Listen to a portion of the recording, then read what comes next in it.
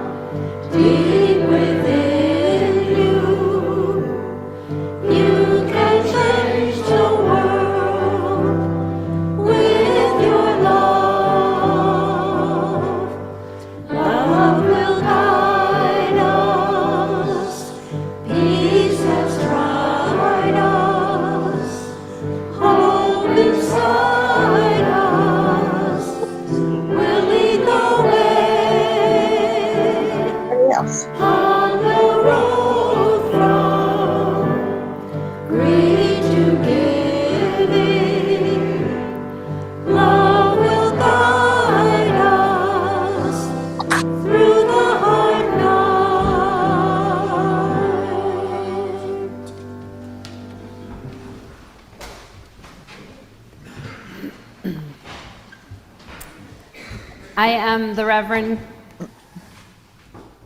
Ooh, you guys were, I think, listening to me sing. Sorry about that. I am the Reverend Kristina Spaude. I use she, her pronouns and am a white woman. I am tall with shoulder-length curly brown hair, parted on one side with blue eyes. Our opening words this morning come from Gretchen Haley. This is the longing for something more. Every little thing that breaks your heart is welcome here. We'll make a space for it, give it its due time and praise for the wanting it represents, the longing for something more, some healing hope that remains not yet. We promise no magic, no making it all better.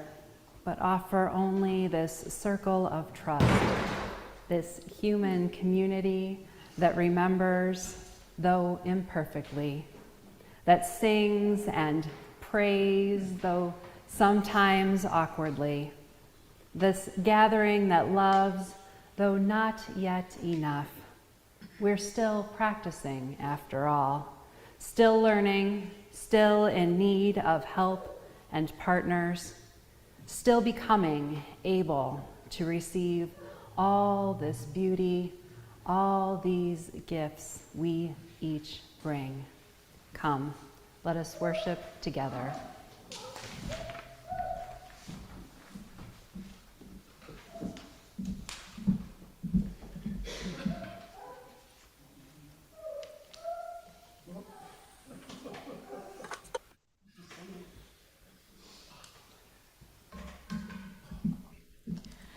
We light our chalice with these words from Ma Teresa Tet Castillo Gallardo. We cast not our eyes below. We say to ourselves, we are how we came, wounded from struggles, triumphant in our survival, entitled by birthright to belong to this, the only humankind there is, saying, I am included, I belong, I'm here. And I will be and do. I will breathe joy into desolation. I will breathe peace into conflict. I will breathe life into destruction. I will be the earth I wish to see. I am growth and hope and glee. Our next piece of music, Spirit of Life, number 123 in the Gray Hymnal.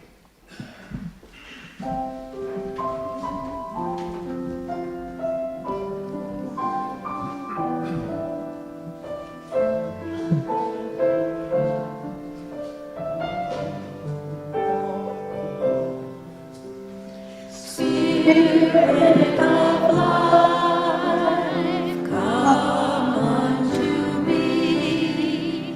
Sing in my heart all the stirrings of compassion. Blow in the wind, rise in the sea, move in the the shape of justice, roots hold me close, winds set me free. Spirit of life, come to me, come to me.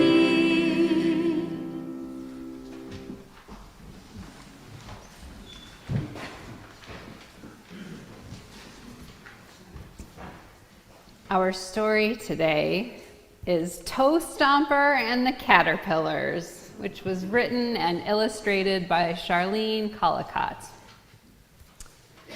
Toe Stomper lived alone and liked it that way. But sometimes when he felt a little bit lonely, he would go to town and hang out with the rowdy ruffians. Hello, you low-life rascals, he would greet them. I love how formal he is. The rowdy ruffians liked Toe Stomper because Toe Stomper was mean, rude, and disgusting. One day, when Toe Stomper went to town, his friends weren't there. Toe Stomper had to cause trouble all by himself. This town is boring, he said, and he stomped out of town. On his way home, he saw a bunch of caterpillars in a bush. Toe Stomper stomped the bush flat and growled, "Don't sleep in a bush, you hairy crybabies. Build a hut like everyone else." The caterpillars didn't know how to build a hut. They followed Toe Stomper home to learn. "Get away from me, you creepy creepers," he shouted. The caterpillars tried hard to build a hut by themselves, but it fell over. They looked at Toe Stomper with tears in their eyes. Their tiny tongues were dry. Toe Stomper growled, "Here, you squishy wiggles, drink this water, and now leave me alone." When the sun went down, the caterpillars shivered outside his door. Toe Stomper put a blanket in a box, and the caterpillars crawled inside to sleep. "Don't get used to it," he warned. "This is only for one night." Later that evening, the rowdy ruffians came over to play cards. Toe Stomper cheated, like he always did. "Those furry slugs are driving me crazy," he complained. When Barfy talked about the mischief he had done that day, Toe Stomper didn't listen. "There must be 50 of those fuzzy bugs following me around," he growled. "Can't you talk about anything except those stupid caterpillars?" Nightmare asked. Toe Stomper continued, "They can't even build a hut." Nightmare banged the table and shouted, "I'm leaving. I can't play cards with all this caterpillar talk." Then he poured lemonade over Toe Stomper. "We're leaving too," Basher and Barfy yelled. As Toe Stomper's friends left, Basher kicked over the caterpillar box. "Hey!" Toe Stomper shouted, "Be careful!" The caterpillars sat close to Toe Stomper and made soft sounds. They tried to clean up the lemonade, but their little feet stuck to the floor.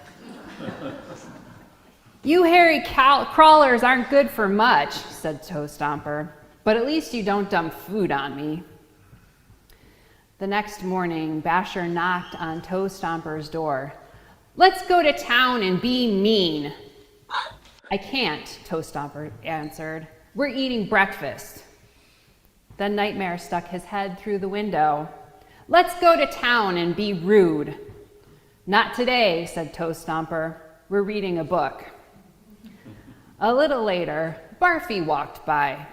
"Come on, Toe Stomper, let's go to town and be disgusting." "Not now. I want to build a buggy." "Toe Stomper isn't fun anymore," Basher whispered to Nightmare. "All he cares about are those dumb caterpillars. We have to do something about this." The next day, the rowdy ruffians came by again. "Come outside, Toe Stomper," they called. When Toe Stomper opened the door, his friends yanked him out, tied him up, fastened him to a branch, and Toe Stomper yelled and cursed. He tried to stomp, but he couldn't move. "We're taking the caterpillars," Barfy told him. "It's for your own good."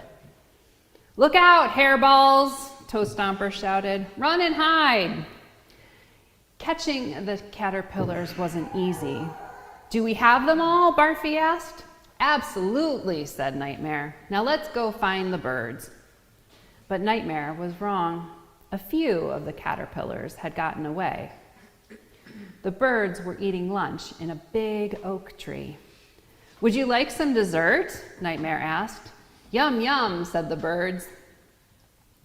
The frightened caterpillars heard stomp, stomp, stomp in the distance, and suddenly Toe Stomper was in the tree. "Don't eat my caterpillars," he shouted. "Excuse us, so sorry," said the birds. "We didn't know these desserts belonged to you." Toe Stomper gathered up his caterpillars. "Follow me, you frazzled fuzzies. Let's get your buggy. We're going to town." Toe Stomper wheeled his caterpillars into a clothing store. "Give me the smallest size you have," he said. "Adorable," the townsfolk said. "Just delightful." The rowdy ruffians laughed at Toe Stomper. "Toe Stomper is a sissy," they jeered. "He hangs out with little dressed-up bugs." "These are my new friends," Toe Stomper said with a proud voice that startled the rowdy ruffians. "Climb into your buggy, my fancy dandies," he said. Then Toe Stomper took his caterpillars home and built them their own hut. From then on, Toe Stomper was very busy. He hardly ever had time to be mean, rude, or disgusting, and he was never lonely. Once in a while, they let the rowdy ruffians come over to play cards. Toe Stomper and the caterpillars always won.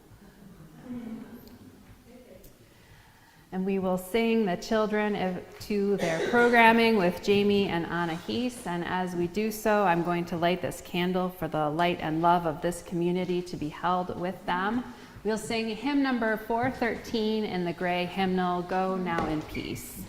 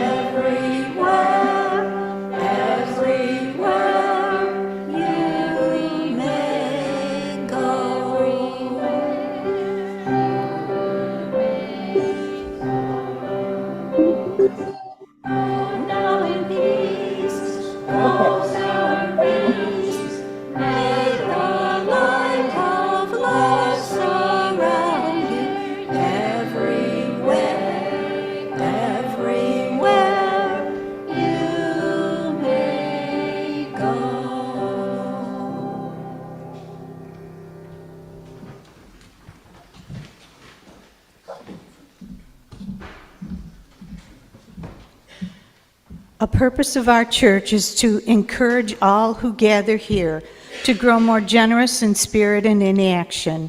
We now take an offering that allows us to exercise that all-important generosity of spirit, an offering that will support this self-supporting church with its many ministries. The gifts of the congregation will be most gratefully received. And the next piece of music, There Is a Love.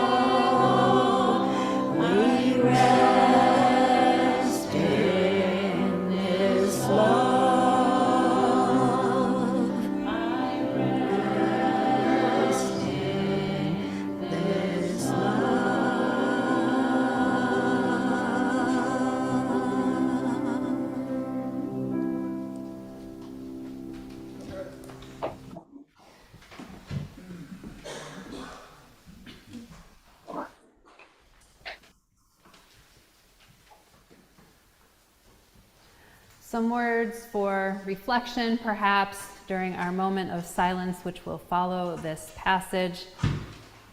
Hope, not nearly not there, by David Breeden. There is no package called hope, nothing at a shop to look for. Hope won't store like hay in a barn. It is a last leaf on a branch in deep winter. It is a singular thing, firm when it's found, a hand reached out, a word to the marrow. Hope is fine-grained, like lavender gone to seed, gossamer, a moth's wings. There's no weight called hope. It's a hand, a whisper, a moment shared. Not nearly there, but like a shadow, there all the same. We will hold a brief moment of silence together to allow you to settle into yourselves and your seats. You might take a few deep breaths, if you would like, deep into your belly.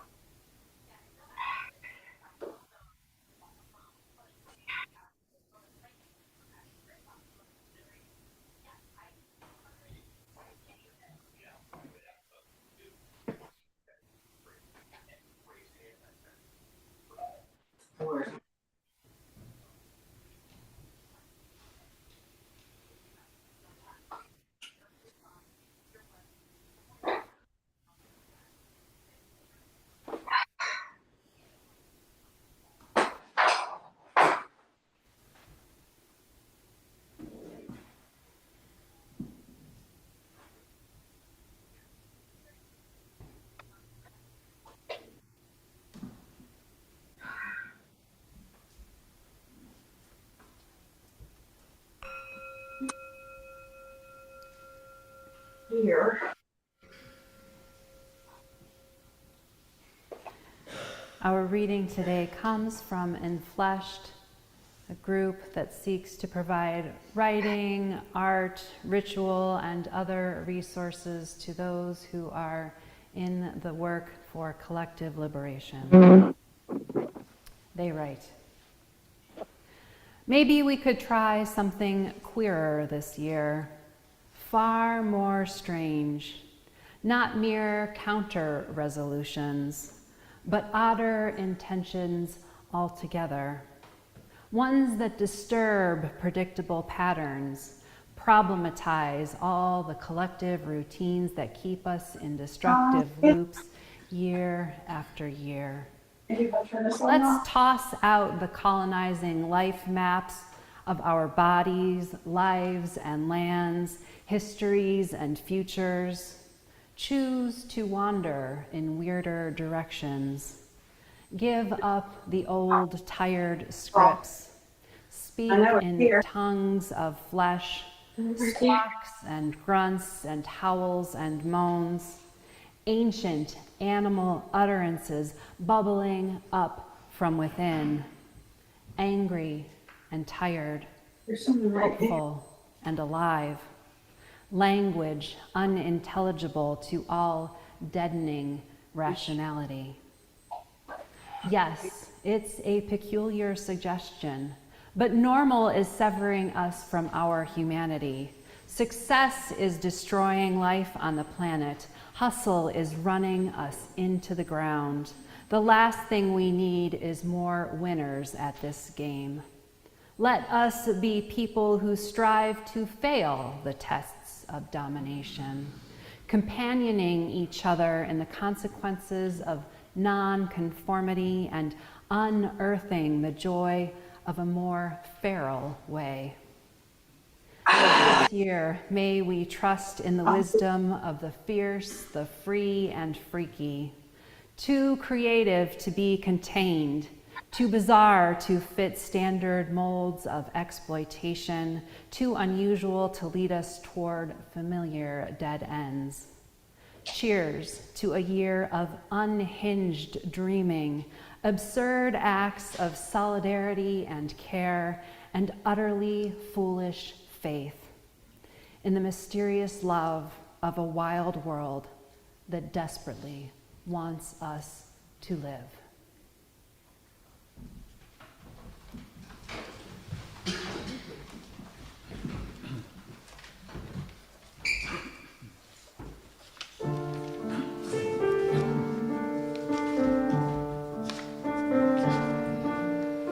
Love is the spirit of this church, and service its law. This is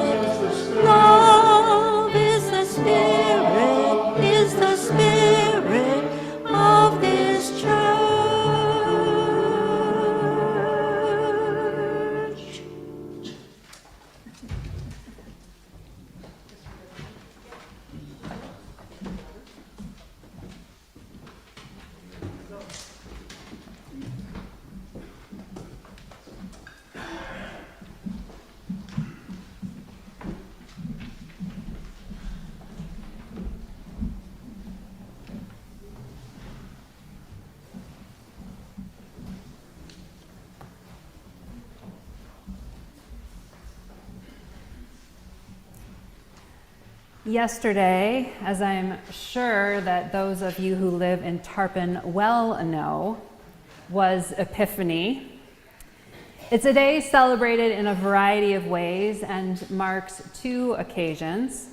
The second being Jesus' baptism and the revelation of the Holy Ghost or Holy Spirit, and the sound of God's own voice speaking affirmation on the occasion. And Epiphany also marks the end of the 12 days of Christmas, when the three wise men, also sometimes referred to as the three kings, find the baby Jesus. And while none of this is particularly of interest to UUs because it's not our theology, there are always lessons and wisdom to be gleaned from all sources. And I have been reflecting a lot lately on the choice of the three wise men to return home by a different way. This was not an easy, unimportant choice like which book do I read next or what to have for dinner. It's a major act of resistance. We might even say civil disobedience on their part. King Herod has solicited them to be his emissaries and was expecting them to return so that he would learn who this newborn who would one day be king was. Their decision not to return to Jerusalem with that information led Herod to mandate the execution of every male child to and under in the vicinity of Bethlehem, often referred to as the slaughter of the innocents. There is no evidence that this actually occurred, But the three wise men knew that their decision would have grave consequences, and still they made a hard decision and did what their consciences told them to do. I keep wondering about the hard choices we have to make and whether we decide to do the hard things we know to be right, to be better, to be true. When given the opportunity, the option, the choice, which road will we take? Will we choose love? Love is patient, love is kind, wrote Paul to the Corinthians, a community of Christians becoming. This passage is often used in weddings and other events as expressions of personal love. But it was written in the context of a district pastor to a group of people where disunity is starting to form. This is Paul saying, stop treating each other so badly and disrespecting God, and somewhat followed with, don't make me come out there right now. Just follow these 15 easy steps to understanding what love is, he says. Paul wasn't so good with the people. Especially when the passage is trimmed down this way into this love is patient, love is kind. We get this idea that love is something beautiful and generous and soft and endlessly forgiving. The thing is that this kind of love is not only boring and wishy-washy, but it's not the kind of love that actual human people living their lives in this wild world need. Love should be all of these things, but also more. It should call us to be our better selves, to hold us accountable when we mess up, to help us return to covenant, to remind us of the depths of our humanity. Love asks us to choose a different road. And this is how we get to a show that I've been hooked on called The Bear, now streaming on Hulu. The show is set in Chicago, a sandwich shop called The Beef. It's a family business bought by a man who died years ago and passed it down to his older son, Mikey, who unfortunately has also now died. Mikey had a crew that became family to each other, which includes both big love and big dysfunction. Mikey's best friend, Richie, has been running the place until the new owner, the younger brother, Carmi, takes over. The place is not in great shape. We learn that the books are a mess. The physical building has not been cared for properly. They actually get shut down. They owe a bunch of money to Carmi and Mikey's uncle. They hadn't been paying vendors. And evidently, when the pandemic was really terrible, Richie was selling drugs on the side to keep the place open. We can say it. It is not good. So there's all of that. And now every one of these characters is also grieving on top of it. And now they are hugely stressed at the shop being closed, needing to work on it to get it reopened, the question of whether they'll even have jobs, and all of that. And then there's the people. The crew insults each other, talk smack, but sometimes also just with meanness. They mock Carmi, who, by the way, was the top chef in the #1 restaurant in the world, but is younger than many of the staff, so they treat him like he doesn't know how to tie his own shoelaces. They are disrespectful of property. Some have referred to the setting as toxic. And still, Carmi wants to make something new. He wants to take a different road. We get flashbacks of his time at that #1 restaurant, and it is terrible. Having someone literally standing over your shoulder and constantly berating you. Carmi wants to do and be better, even though this is what he knows. The changes are small but intentional. Carmi calls all of them chef as an expression of respect. Tina always mocks him by calling everyone Jeff. He verbalizes his movement through the kitchen for safety. Behind and corner get said a lot. The crew resists. They didn't sign up for this. They don't want it. They like how they do their things. They put the fun in dysfunctional. They bicker and they fight so much. They throw tantrums. They're childish. It's a lot like watching people consistently acting from their least best selves, but all the time. I want to be clear that there are no heroes in this show. These are all flawed people. It's one of the things that critics have liked. Every single character is a bit of a mess. They have strengths and weaknesses. But Carmi persists. He wants to fix the place. That's what he says a number of times. He's going to fix it. Like how he couldn't fix his brother. Like how he couldn't save his brother. But they had this dream of opening a place together someday, and Carmi is still committed to making that dream real, to memorialize his brother. The changes start slow, and not one of these people would say that love is a driving force. And honestly, I'm pretty sure that people who have watched the show will think that I'm a little unbalanced to say that love is unfolding in this show, but it's there. Like this one time early on, Carmi decides to make a huge change in the way that they're doing things. And he tells Sydney this, and she says, it's a terrible idea. He does it anyway, and then he puts Sydney in charge of it.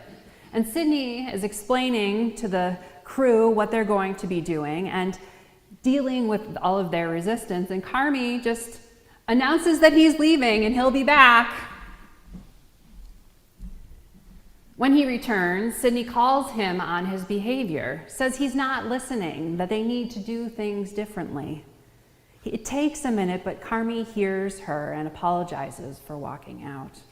They begin to talk about what she needs, and Carmi says that he'll do better. They are committed to trying to find another way, a different road than the one that they had traveled on to get here. Another time, Tina messes up a dish that she's been working on. Sydney replaces it with a fresh dish while Tina is cleaning hers up. She asks Sydney when she gets to the station why she would do that. Tina has been mean-spirited. Sydney basically replies that they don't have time for her games, and Tina softens. That is it. They're on the same team. They're supposed to be in this thing together. They literally can't do it without each other. They have a shared mission, a shared purpose, and Sydney, like Carmi, is doing her best to keep focused on that, even with the crew acting badly. What Mikey's staff don't realize is not only how difficult this can be, but how difficult it is to resist the treatment that they, Carmi and Sydney, both experienced as they were being trained and not repeating it with the people that they work with. And while Sydney is actually really good with people, Carmi's interpersonal skills would rate adequate at best, most days. But Carmi begins to win people over with his culinary skills, with his system, which not only allows them to move better and more safely, and as well as with changes that they start making to the whole business in order to try to make it more sustainable, and with his ability to see the bigger picture and with his care. Despite his own shortcomings, Carmi also practices respect a lot, and this is one way that he tries to express his love. Respect for the other people that he works with, respect for the work that they do, respect for the process, respect for the place and the tools, respect for the history, respect for the customers and community, respect, too, for the possibilities. And things shift. Tina realizes how much better she's doing in the few months since Carmi arrived. She's faster, smarter, more together in her work. She begins to see possibility for something more, something different. Not because she didn't love what was with Mikey, but because things are different now, and it has given her permission to think and dream. She's taking pride in herself and her work. Carmi is operating from a place of seeing a much bigger picture than most of the rest of the staff understand. Although many of the people act like they're being punished when he asks them to do things, he's actually asking them to do better, to work at a higher level than they've become accustomed to, which in turn makes everything better. Carmi and Sydney want to make something beautiful. I finally got to read Emergent Strategy by Adrienne Marie Brown this fall, and watching the show, I can see her principles and ideas playing out. Brown is a liberation facilitator who draws some of her thoughts from nature. For example, she writes about birds answering their innate call to migrate. There is an art to flocking, staying separate enough not to crowd each other, aligned enough to maintain a shared direction, and cohesive enough to always move towards each other. Her core principles for emergent strategy are: small is good, small is all, change is constant. There is always enough time for the right work. There is a conversation in the room that only these people in this moment can have. find it. Never a failure, always a lesson. Trust the people. Move at the speed of trust. Focus on critical connections more than critical mass. Build the resilience by building the relationships. Less prep, more presence. What you pay attention to grows. We see all of these in this show. The staff is continuing during this transition from one brother to another, and they are committed to the place, which makes buy-in possible as they move through the dramatic changes needed. That is, change is constant.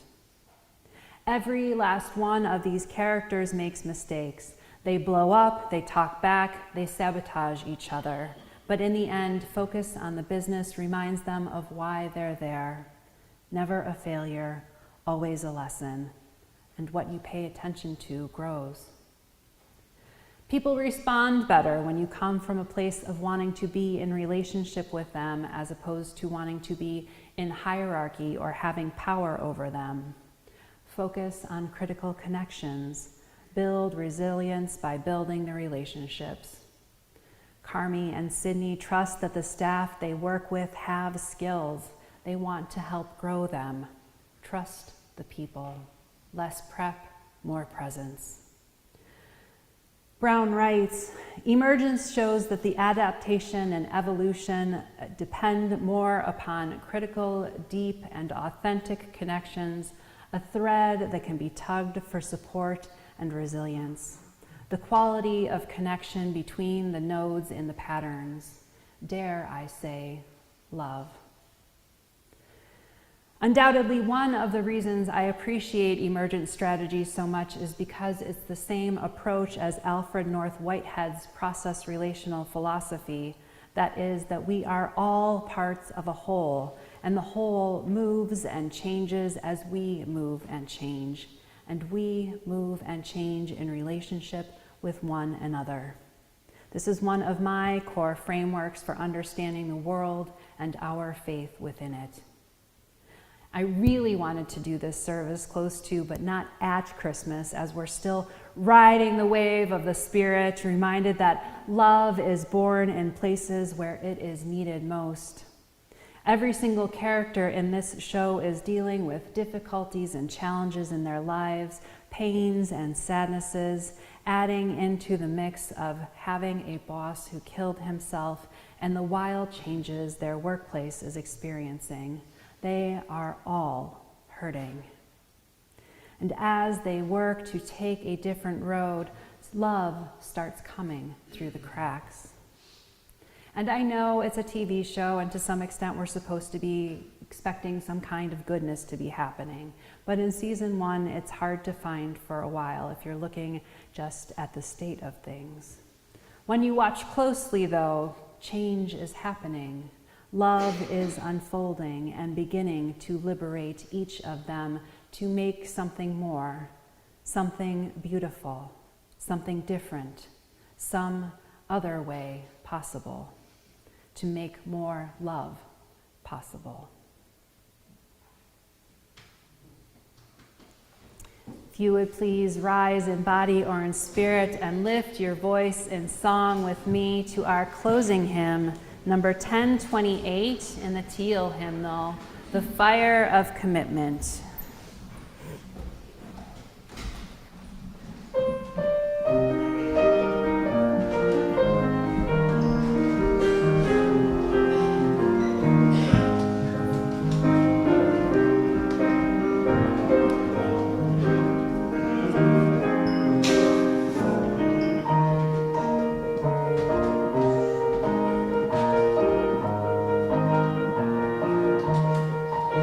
From the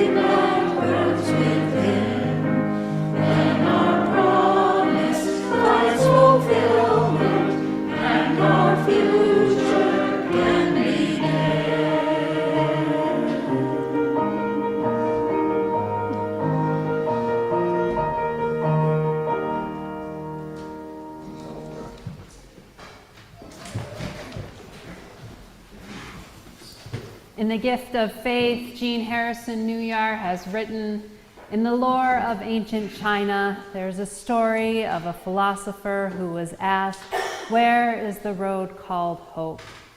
He replied, it does not exist, but as people move upon it, it comes into being.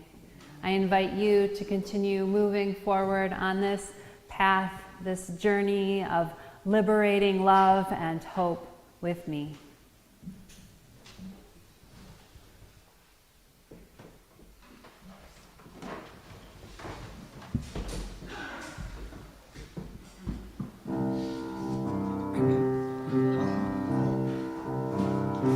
We are going, heaven knows where we are going, but we know within, and we will get there. Heaven knows how we will get there, but we know we will. It will be hard, we know, and the road will be muddy and rough, but we'll get there. Heaven knows how we will get there, but we know we will. Oh yeah, yeah. Oh yeah, yeah.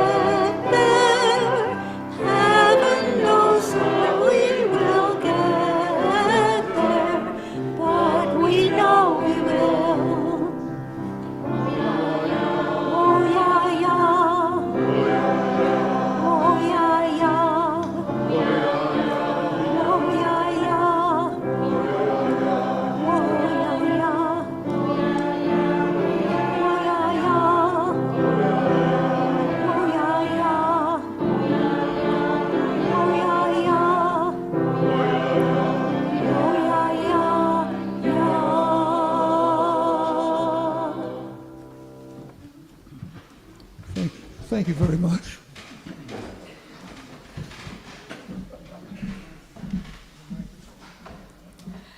We hope that you found meaning in today's service.